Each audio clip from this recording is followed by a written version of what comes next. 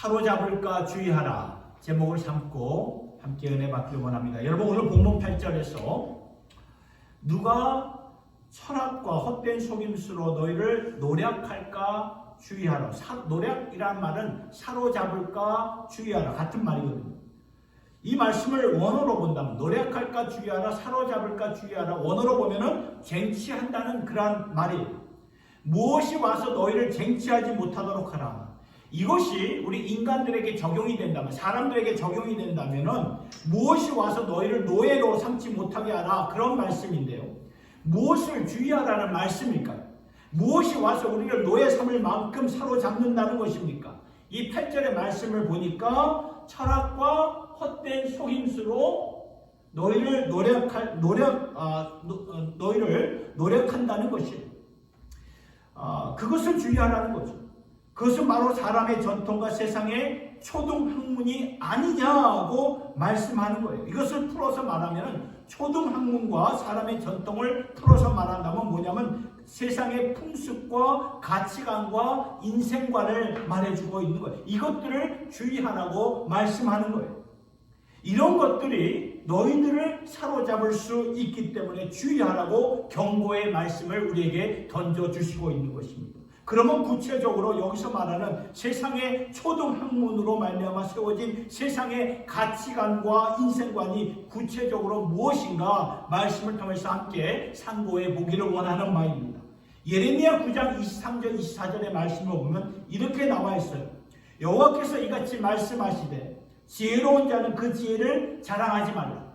용사는 그 용맹을 자랑하지 말라. 부자는 그 부함을 자랑하지 말라. 자랑하는 자는 이것으로 자랑할지니 곧 명철하여 나를 아는 것과 나 여호와는 인애와 공평과 정직을 땅에 행하는 자인 줄을 깨닫는 것이라. 나는 이 일을 기뻐하노라. 여호와의 말입니다.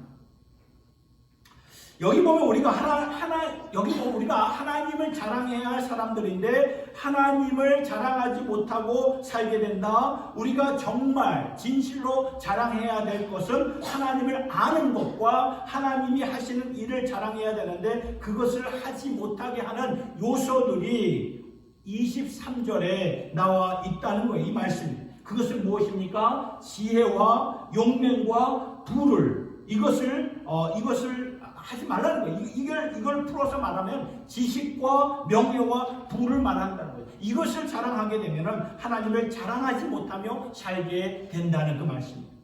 여러분, 오늘날 세상의 지식과 명예와 이 부 때문에 완전히 인생을 거기에 던져버리며 살아가는 그런 자들을 우리가 많이 보지 않습니까? 왜냐하면 세상의 가치관으로 보기 때문에 세상의 가치관을 보면 부가 있느냐 없느냐, 명예가 있느냐 없느냐, 지식이 있느냐 없느냐에 따라 모든 것이 달라지기 때문에 여기에 많은 사람들이 목숨을 던진다는 거예요. 저도 한국에서 기억이 나는 거예요. 저도 한국에서 대학 입학고사를 오늘날로 말하면 수능이라고 그러는데 제 당시에는 대학 입학고사였습니다. 고사를 준비할 때 목숨을 던질 만큼 공부를 했어요. 왜냐하면 그 결과에 따라서 대학에 붙느냐 안 붙느냐에 따라서 내 인생이 펼쳐질 것인가 말 것인가 거기서부터 좌우가 되기 때문에, 그리고 공부를 하면서 계속 부모님으로부터 선생님으로부터 그 대학 입시에 중요성을 얼마나 강조했던지, 우리 다 그러한 치열한 경쟁에서 그런 세상에서 살지 않았습니까? 또 지금 우리가 살고 있지 않습니까? 그렇을 때 이런 지식과 명예와 부라는 이러한 세상 제도가 오늘도 우리를 이렇게 사로잡고 있다는 말씀이라는 거예요. 우리가 예수를 믿어서 하나님의 자녀가 되었으면 이제 하나님께서 주신 새 생명이에요. 새 생명을 가지고 새롭게 살아야 되는데, 왜냐하면 하나님께서 당신의 핏값으로 우리를 사셨기 때문에 하나님의 영광을 위해서 주어진 사명을 갖고 살아야 되는데, 이런 그 지혜와 용맹과 부함을 가지고 이런 것에 세상의 것에 사로잡혀 살다 보면은 우리의 인생이 하나님 앞에서 완전히 낭비하며 살 수밖에 없고, 하나님의 뜻과는 상관없이 세상의 가치관과 인생관을 따라 살면서 주님이 내게 주신 그 사명이 있는데 그것을 망각하면서 살아갈 수 있게 된다는 거예요. 여러분 디모데후서 4장 10절의 말씀을 보니까 사도 바울이 데마라는 자를 가리켜서 이렇게 말을 했습니다. 데마는 이 세상을 사랑해서 나를 떠나 데살로니가로 갔다. 데마는 한때 사도 바울과 함께 선교 여행을 갔던 자였습니다. 초대교회에서 선교 여행을 떠났다는 것은 다른 말로 한때 예수님께 거기 미쳤다, 예수님께 사로잡혔다는 말이에요. 복음에 감격하여서 내 삶을 주님께 드립니다 하면서 바울과 함께 선교 여행을 떠났던 데마도 세상을 사랑하여서 바울을 떠나 데살로니가, 오늘날은 세상으로 갔다는 그 말씀이 이렇게 된다는 거죠. 누가복음 우리가 잘 아는 8장 14절의 말씀 보면 이렇게 나와 있어요. 그 씨 뿌리는 밭에 그 가운데 세 번째 밭인 가시떨기 밭인데 가시떨기에 떨어졌다는 것을 말씀을 들은 자니 지내는 중 이생의 염려와 재리와 또한 일락의 기운이 막혀 온전히 결실치 못하는 자예요. 예수께서 여기서 무슨 요소들을 말씀하시는가 하냐면은 세상을 살면서 염려거리, 내가 갖고 있는 재물, 아니면 내가 잃게 된 재물, 아니면 향락의 기운이 막혀서 온전히 결실하지 못한 사람들이다. 이것 때문에 숨 막혀서 더 이상 자랄 수가 없는 자들이라고 말씀을 하시는 거예요. 씨 뿌리는 비유는 네 가지 밭을 설명해 주는데, 첫째 밭은 길가이고, 둘째 밭은 돌밭이고, 그리고 셋째 떨기에 뿌려진 밭이고, 좋은 밭에 뿌려진 밭. 그런데 길가나 돌짝밭에 뿌려진 밭은 무엇입니까? 뭐를 말하느냐 하면은 그 씨가 뿌려지는 순간 튕겨나가는 거예요. 뿌리를 전혀 내리지 못하는 거예요. 길가나 돌짝은. 이런 밭들은 잠시 그냥 감정적으로 믿는 것처럼 보이다가 믿음과는 상관없는 그러한 심령의 밭들이라는 거죠. 좋은 밭은 어떤 밭입니까? 알다시피 말씀을 잘 받아들여서 30배, 60배, 100배의 결실로 이어지는 밭. 믿음이 확실히 자리 잡고 열매 맺는 밭을 가르쳐주고 있는 것이죠. 그런데 가시떨기, 이 지금 예수님이 말씀하신 이 밭, 가시떨기 밭은 말씀을 들었어요. 말씀을 들어서 믿음으로 반응한 사람들을 가르쳐주는 밭이에요. 믿음으로 반응한 사람들. 이미 씨가 떨어져서 뿌리가 내렸어요. 뿌리가 내려지니까 자라기 시작합니다. 다만 자라면서 뭐가 문제냐면 이미 가시넝쿨에 있는 그 기운에 막혀가지고 엉켜가지고 더 이상 자랄 수가 없는데, 그 숨 막히게 하는 그것이 무엇입니까? 보니까 이생의 염려와 재물의 향락이라는 거예요. 믿음은 있어서 뿌리가 내려졌는데 세상 것에 사로잡힌 자들을 말해주고 있는 거예요. 가시떨기 밭에 떨어진 심령들이 어떠한 심령입니까? 재물로 인하여서 여러분, 그렇죠? 우리가 아무리 예수 믿고 주님을 섬긴다고 하지만 이생의 염려, 세상의 염려 때문에 자라지 못할 때가 있지 않습니까? 자라면서 우리가 다 그런 경험을 해본 적 있지 않습니까? 세상 염려에 사로잡히면 우리가 믿음 안에서 자랄 수가 없게 된다는 거예요. 재물로 인해서 내 마음이 그쪽으로 가 있으면 어떻게 될까요? 말씀의 열매가 맺혀질 수가 없다는 거예요. 그러니까 오늘 말씀은 우리가 아무리 믿음 있고 아무리 우리가 예수를 믿는 자들이라 할지라도 세상 요소들로 말미암아 충분히 그것들로 사로잡힐 수 있는, 그렇게 될 수 있다는 말씀이죠. 그래서 이런 것들에 사로잡히지 말도록 오늘 말씀 주의하라. 그들이 와서 내 영혼을 쟁취하지 못하도록, 노력하지 못하도록 주의하라. 강하게, 아주 강하게 말씀해 주시고 있는 거예요. 그러면 우리는 어떻게 살아야 되겠습니까? 세상의 풍습과 풍조와 철학과 가치관에 사로잡히지 않기 위해서 우리는 어떻게 살아야 될까요? 이것이 중요한, 굉장히 중요한 이슈가 됩니다. 분명 하나님께서는 당신의 핏값으로 나를 구속해 주셨어요. 구원해 주셨어요. 그러면은 이제 내 삶은 내 삶인가요? 아니에요. 내 삶이 아니라 주님의 것인데, 주님의 것으로 온전히 살기 위해서 우리는 이제 어떻게 살아야 될까요?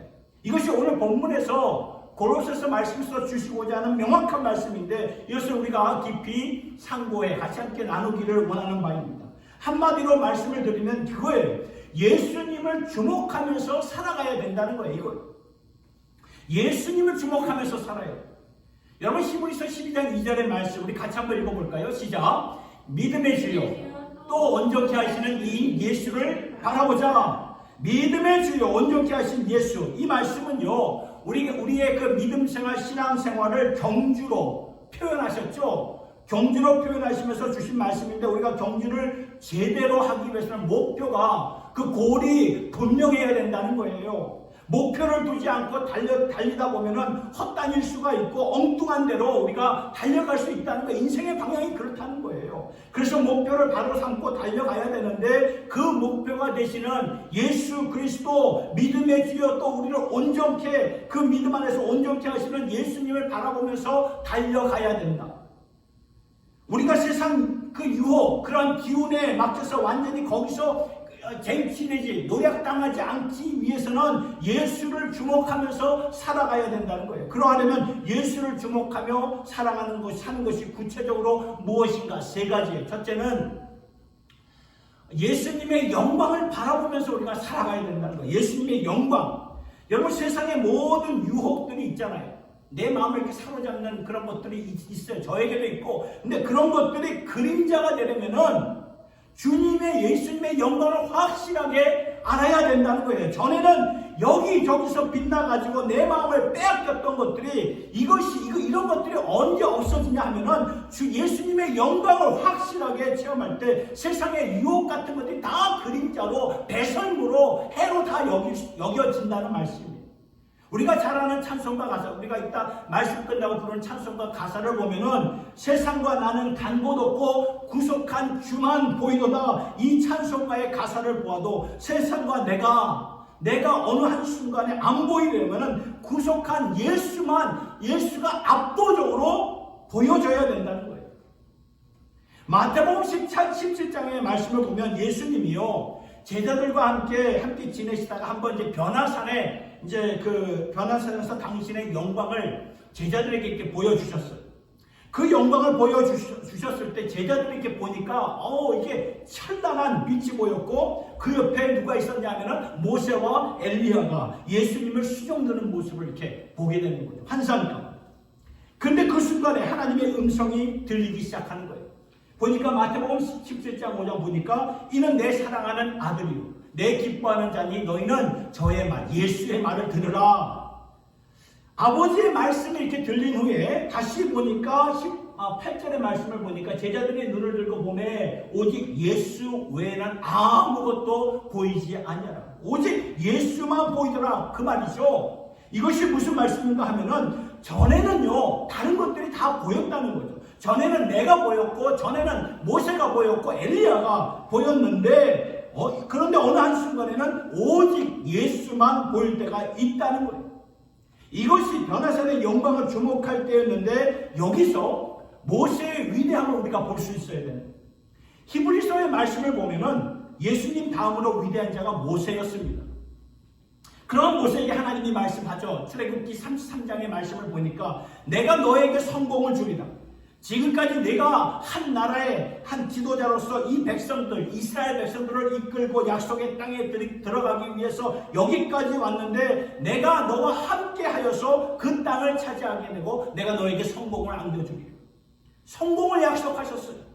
와, 지금까지 40년 동안 한 가지 목적을 위해 달려온 모세에게 하나님이 내가 너에게 성공을 주겠다 이렇게 약속을 하니 얼마나 제가 모세 입장에 제가 모세의 입장에서 보았을 때도 얼마나 가슴이 벅찼을까 감격스러웠을까 생각이 들어요. 그런데 모세의 위대성이 바로 여기 있는 거죠. 모세는 바로 그 순간에 뭐라고 말했냐면 하나님 저에게 필요한 것은 성공이 아니라 하나님의 영광을 보기를 원합니다. 하나님의 영광. 분명히 하나님이 내가 너에게 성공을 주겠다. 그러나 모세는 하나님 저는 당신의 영광을 보기를 원합니다.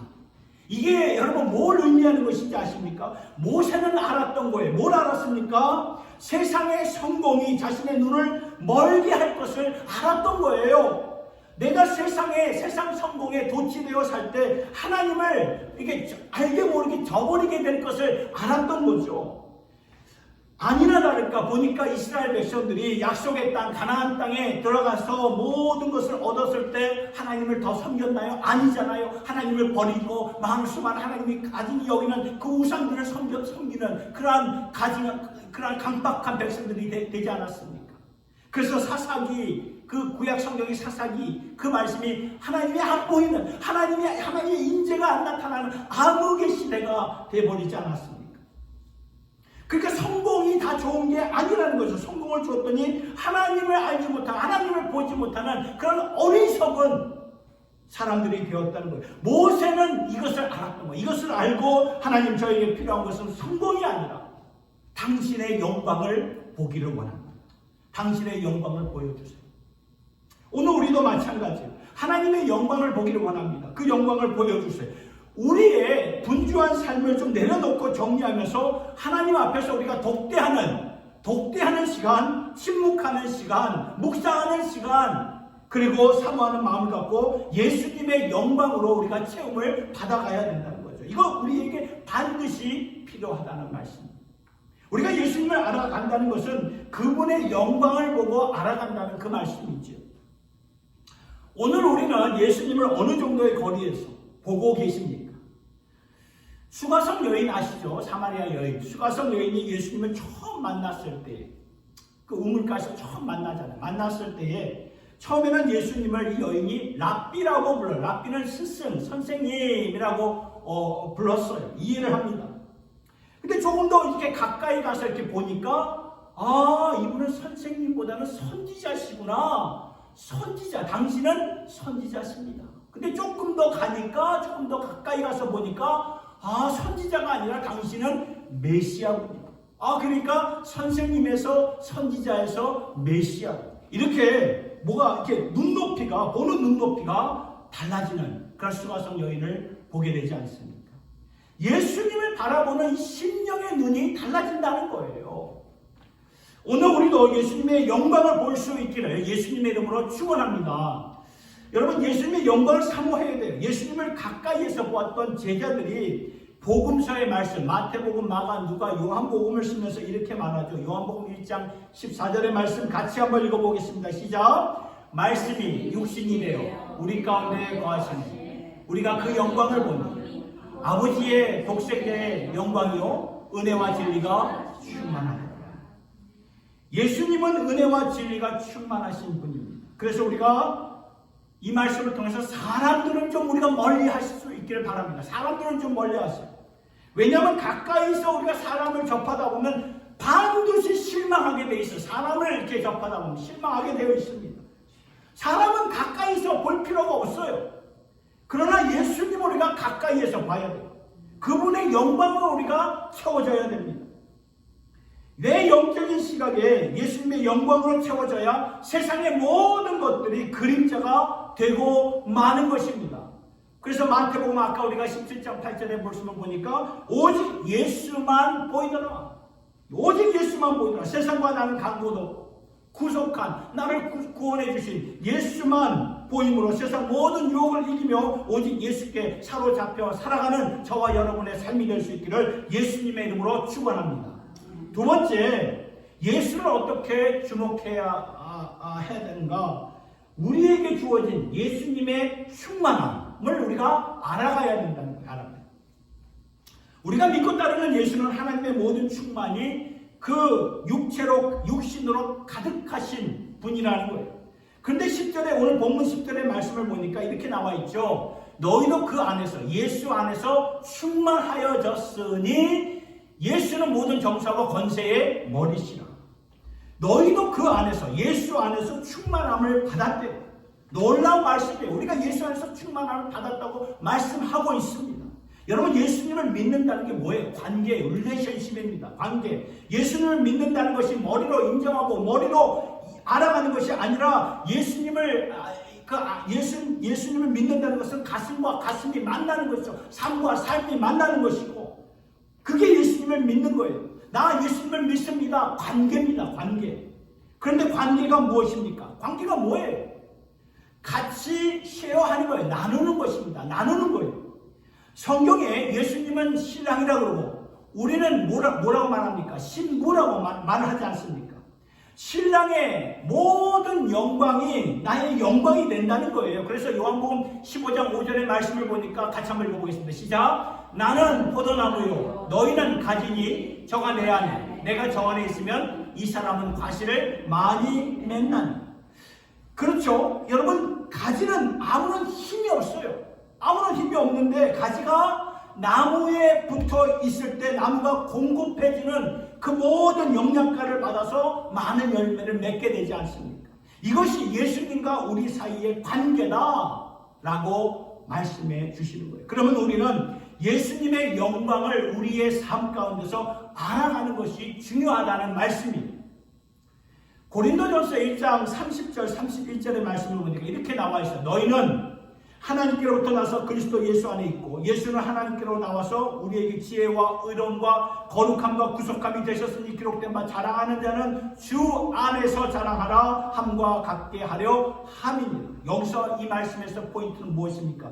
예수의 지혜가 우리의 지혜가 되었고 예수의 의가 우리의 의가 되었고 예수의 거룩함이 우리의 거룩함이 되었고 예수의 구속함이 우리의 구속함이 되었으니 이것을 자랑하라. 주 안에서 자랑하라 말씀하는 거예요.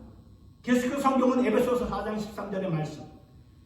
우리가 다 하나님의 아들을 믿는 것과 아는 일에 하나가 되고 온전한 사람을 이루어서 그리스도의 장성한 분량이 충만한 데까지 이르라. 여러분, 이것을 체험적으로 경험적으로 알아가야 그래야 우리가 살아가면서 수많은 세상의 유혹들을 우리가 넉넉하게 이겨나갈 수 있게 된다는 말씀입니다. 여러분, 우리가 예수 안에서 그분의 충만함으로 이미 주어졌다고 말씀하셨잖아요. 하셨는데 이것을 전혀 모르고 막 생각하지 못하고 살 수가 있다는 거예요. 베드로전서 2장 9절의 말씀을 보니까 우리가 잘 아는 말씀인데 같이 읽어보겠습니다. 시작. 오직 너희는 택하신 족속이요 왕같은 제사장들이요 거룩한 나라요 하나님의 소유된 그분의 소유된 백성이다. 여러분, 우리가 이러한 자들입니다. 택하신 족속, 왕같은 제사장, 거룩한 나라, 그의 소유된 백성. 여러분, 우리 이런 자들인데요. 우리가 이것을 과연 얼마나 인지하면서 알아가며 살아가고 있습니까? 여러분, 나 자신 한번 돌아봐야 돼. 내가 이렇게 살고 있나? 왕자와 거지의 그 이솝 우화를 우리는 알 것입니다. 어느 날 서로 옷을 바꾸죠. 옷을 바꾸면서 왕자는 거지는 왕자처럼 한때 살다가 다시 한 때가 되어서 각자 제 위치로 돌아왔지만 만일 그 바뀌어진 그러한 위치가 바뀌어지지 않는다면 어떻게 될까요? 참 비참하죠. 비참한 거예요. 이처럼 우리도 그렇게 살 수 있다는 거예요. 예수 믿고 하나님께서 너는 왕같은 제사장이다. 로열 프리스트. 그런 왕같은 제사장이라 말씀하셨는데 우리에게 이런 엄청난 특권을 우리에게 주셨는데 우리가 이것을 알아가지 못하고 산다는 것은 비참한 거예요. 비참. 이것을 알지 못하면 우리가 세상의 그림자를 쫓아가면서 살 수밖에 없어요. 진짜 맛을 모르니까 조미료를 넣을 수밖에 없는 거예요. 몸이 망가지는 것을 알면서도 세상 유혹이라는 것을 알면서도 여기에 빠지면 양심을 버리고 가정을 버리고 신앙까지도 버리는 것을 알면서도 우리가 빠져버리는 그런 우리의 모습을 보게 된다. 그분의 영광, 충만함을 모르니까 그렇다는 거예요. 사랑하는 성도 여러분, 우리가 이 세상 것들의 유혹, 거기에 사로잡히지 않으려면은 예수님의 충만함을 알아가셔야 됩니다. 그러하려면은 뭐가 필요하냐? 성도의 교제가 꼭 필요하다는 거예요. 우리는 성도의 교제를 그거 해도 되고 안 해도 되고 그렇게 별로 중요하게 생각하지 않는 경향이 있는데 아니라는 거죠. 성도의 교제를 통해서 성도들이 서로 만나가지고 권면하면서 격려하면서 살아가는 거예요. 히브리서 3장 13절의 말씀 같이 한번 읽겠습니다. 시작. 오직 오늘이라 일컫는 동안에 매일 피차 권면하여 너희 중에 누구든지 죄의 유혹으로 강팍해 됨을 면하라. 매일 피차 권면하여 너희 중에 누구든지 세상의 유혹으로 완고하게 되지 않도록 매일 권면하라. 성도의 교제가 이렇게 중요하다는 것입니다. 예수님의 영광은요, 우리가 예배를 통해서 기도를 통해서 또 복음 사역으로 알아가지만 예수님의 영광을, 이 충만함을 이 경험적으로 알아가기 위해서는 성도의 교제가 반드시 필요하다는 말씀이에요. 하나님과의 사귐이 있으려면은 성도와의 사귐이 있어야 돼요. 서로 권면하면서. 내가 보지 못하는 거 있습니다. 절대로 보지 못하는 거. 그러나 상대방은 나를 볼 수가 있어요. 그 못 보는 그림자를 서로 사랑으로 알려주고 기도해주고 말씀으로 간증하고 우리 힘들 때 있잖아요. 그럴 때 하나님께서 내게 주신 말씀은 이것이었는데 함께 나누길 원해요. 그때 나도 당신처럼 절망 속에 어려움 가운데 있었는데 하나님께서 내게 주신 말씀은 이것이었습니다. 이렇게 함으로써 우리가 사는 거예요. 사는 것이고 그러면서 주님의 영광을 계속 맛보며 살아가게 되는데 이렇게 살 수 있기를 예수님의 이름으로 축원합니다. 끝으로 예수를 어떻게 주목해야 되나? 예수님의 능력, 파워로 살아가야 된다는 거예요. 오늘 본문 11절과 12절의 말씀을 보면은 11절에는 할례라는 말씀을 주시고 있고 12절의 말씀에는 세례라는 말씀을 주시고 있어요. 여러분, 할례가 무엇입니까? 할례는 구약의 이스라엘 백성들, 남자들이 몸으로 거행한, 그래서 그것을 몸에 지니고 사는 하나님 언약 백성의 표시였습니다. 그런데 여기 말씀에서는 그러한 육신의 할례가 아니라 마음의 할례를 가리켜요. 마음의 할례. 할례라는 것은 자신의 몸의 한 부분을 잘라내는 거죠. 살을 잘라내는 거예요. 그런데 여기서 주님이 말씀하시는 할례는 전에는 우리가 다 육신에 사로잡혀서 육신에 따라 살 수밖에 없는 자들이었는데 주님께서 우리에게 마음의 할례, 영적인 할례를 베푸셔서 더 이상 우리가 이제는 육신의 지배를 받고 살 필요가 없다고 말씀해 주시는 거죠. 그리고 12절의 말씀을 보니까 세례를 말씀하시는데 여러분, 이 세례나 침례나 다 같은 의미예요. 세례는 우리가 이제 장로교에서는 성부와 성자 이런 걸 이렇게 물을 해서 이렇게 머리에 뿌리지만 침례 교단에 가면 직접 우리의 몸이 그냥 물 속에 이렇게 담겨지는데 똑같은 의미예요. 의미인데 여러분, 우리가 예수를 믿는 순간 주님과 함께 죽어서 물 속으로 들어간다는 그러한 의미예요. 그러니까 원래 내 모습은 죽었다는 그 말이죠. 그런데 그 죽은 자리에서 남아있는 것이 아니라 다시 그 자리에서부터 일어난다는 거죠. 어떻게 해요? 예수님의 부활의 능력으로 새 생명으로 다시 산다는 그 말씀이. 그러니까 여기서 주시는 말씀이 뭐냐면은 전에는 육신의 지배 아래에 있었기 때문에 육신을 따라 생각하고 육신을 따라 살 수밖에 없었던 그런 우리들이었지만 이제는 예수님의 새 생명이 있었기에 육신을 주어졌기에 이제는 하나님의 영의 지배를 받으면서 살 수 있게 되었다는 것이에요. 이것이 파워, 이것이 능력이라는 거예요. 능력. 아까도 광고 시간에 말씀을 드렸지만 3월 둘째 주일부터는 우리가 수요일에 이렇게 모여가지고 성경 읽기와 암송 모임을 시작하게 될 것인데요. 저는 그 모임에서 로마서 8장을 암송하려고 해요. 우리 모두가 다 암송하려고 해요. 왜 로마서 8장을 암송하려고 하냐 하면은 영을 따라서 성령을 따라 사는 것이 무엇인가를 로마서 8장에서 명확하게 보여주시고 있기 때문에 그래요. 로마서 8장이 어떻게 시작이 되고 있습니까? 로마서 8장 1절의 말씀 같이 한 목소리로 읽도록 하겠습니다. 시작! 그러므로 이제 그리스도 예수 안에 있는 자에게는 결코 정죄함이 없나니 이는 그리스도 예수 안에 있는 생명의 성령의 법이 죄와 사망의 법에서 너를 해방하였습니다. 아멘. 우리가 해방받은 것도 중요한데요. 정말 중요한 것은 무엇이냐? 해방받고 나서 또다시 우리가 그 악한 영으로부터 지배를 받을 수 있다는 말이에요. 더 악한 영으로부터 이렇게 내가 사로잡힐 수 있다는 거죠. 해방을 받았으면 더 중요한 것은 새로운 그 법이 적용이 되어야 되는데 그것이 무엇입니까? 생명의 성령의 법이라는 거예요. 육신의 법, 사망의 법에서 해방되었으면 이제 생명의 법, 그 성령의 법 가운데 살라. 그 말씀이 이것이 우리의 파워, 능력이 되는 것이에요. 로마서 8장 3절의 말씀을 계속 보면 이렇게 나와 있어요. 율법이 육신으로 말미암아 연약하게 할 수 없는 그것을 하나님은 아시나니 곧 죄로 말미암아 자기 아들을 죄 있는 육신의 모양으로 보내 육신의 죄를 정하사 육신을 따르지 않고 영을 따라 행하는 우리에게 율법의 요구가 이루어지게 하려 하십니다. 전에는 우리가 하나님의 뜻을 이루어드릴 수가 없었어요. 우리가 육신으로부터 지배를 받고 있는 이상 하나님의 율법의 요구를 따를 수가 없죠. 그런데 이제는 육신을 따르지 않고 그 영을 따르는 우리에게 율법의 요구가 이루어지게 한다는 그 말씀이에요. 그러니까 하나님의 모든 뜻을 이룰 수 있는 하나님의 새로운 그 능력의 삶이 주어진다, 그 말씀이라는 거예요.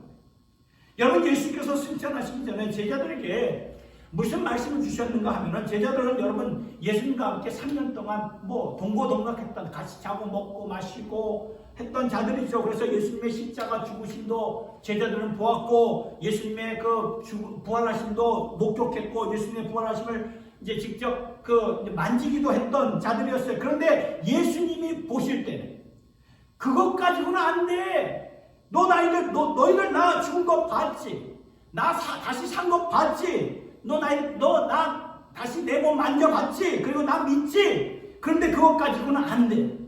아버지께서 약속하신 성령을 기다려.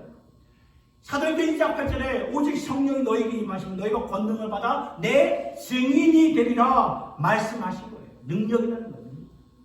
여러분, 이 능력이 없으면 세상의 유혹, 세상의 풍습, 가치관 따를 수밖에 없어요. 여러분, 세상의 유혹이나 풍습, 가치관은 바다에 가면 파도가 보이죠. 파도와 같은 거예요. 여러분, 튜브 끼고, 우리 어릴 적에 튜브 탔잖아요. 튜브 끼고 가만히 있어 보세요. 그 파도에 다 넘실넘실 이렇게 흐르게 되어 있지 않습니까? 그러니까 저와 여러분들이 성령의 능력을 받지 않고 이렇게 수동적인 자세로 남아있으면은 세상 파도에 다 이렇게 휩싸여 흐르게 되어 있다는 거예요. 예수를 믿던 예수를 믿지 않던 다를 바가 없어요. 경건의 능력이 없습니다. 말만 있다는 거죠. 그런데 성경은 하나님의 나라는 말에 있는 것이 아니라 능력이 있다고 말씀하고 있지 않습니까? 하나님의 나라는 능력이 있어요. 그러려면 세상 파도를 우리가 거슬러 올라가야 되고 좀 다르게 살 수 있는 용기가 필요하다는 말씀이죠. 이게 성령의 능력입니다. 그래서 하나님의 백성된 우리들은 성령으로 사는 것을 꼭 우리가 배워야 된다는 것입니다. 여러분, 성령 충만, 저 사람에게 필요하지 나에게는 아니야 이렇게 말하는 분들이 있지만 아니에요. 성령 충만한 모든 자에게 필요한 거예요. 모든 자에게. 여러분, 예수님께서 당신의 핏값으로 나를 사셨는데 한 번밖에 안 사는 인생입니다. 그냥 한 번밖에 안 사는 인생, 세상과 함께 살다가 그냥 세상 파도에 이래 저리 이렇게 흘러가다가 그냥 우리가 낭비하는 그러한 삶을 산다는 이것은 하나님의 뜻일까요? 아니라는 거예요. 하나님의 뜻이 아니에요. 그래서 예수 믿는 우리들은 세상의 능력을 알아야 되고 그 성령의 능력을 사모하고 체험해야 된다는 거죠. 여러분, 능력은 누가 주시는 거예요? 하나님이 주시는 거예요. 하나님이 주시는데 하나님을 바라보면서 내가 겸손한 모습으로 성령을 보일 때, 성령은 인격적인 하나님의 영이시기 때문에 인격적으로 personally 우리를 만나 주시면 성령을 따라 생각하게 됩니다. 성령을 따라 우리가 살게 된다는 거죠. 그러면 우리는 세상을 이기게 되고 세상에 사로잡히지 않게 되고 내 영혼이 세상에 쟁취당하지 않게 된다는 것입니다. 말씀을 맺습니다. 우리 모두 예수님의 영광을 주목하시고 그 영광 가운데 예수님께서 주신 충만함을 내가 체험적으로 계속 알아가고 그리고 성령의 능력을 받아서 예수의 이름, 예수의 능력으로 세상의 온갖 유혹들을 물리치고 일어나 걸으며 전진할 수 있는 저와 여러분 모두가 될 수 있기를 예수님의 이름으로 축원합니다. 기도하겠습니다. 하나님 아버지, 가만 생각해 보니까 우리가 너무나 쉽게 돈과 부와 명예와 지식으로 이 생의 걱정과 재물과 자랑과 향락으로 사로잡혔던 것 같습니다. 이런 것에 넘어져서 열매가 없었습니다. 살아있는 능력의 증거도 없었습니다. 우리의 자녀들에게 남겨주고 보여줄 것이 없었습니다. 아버지, 오늘 주신 말씀을 붙잡습니다.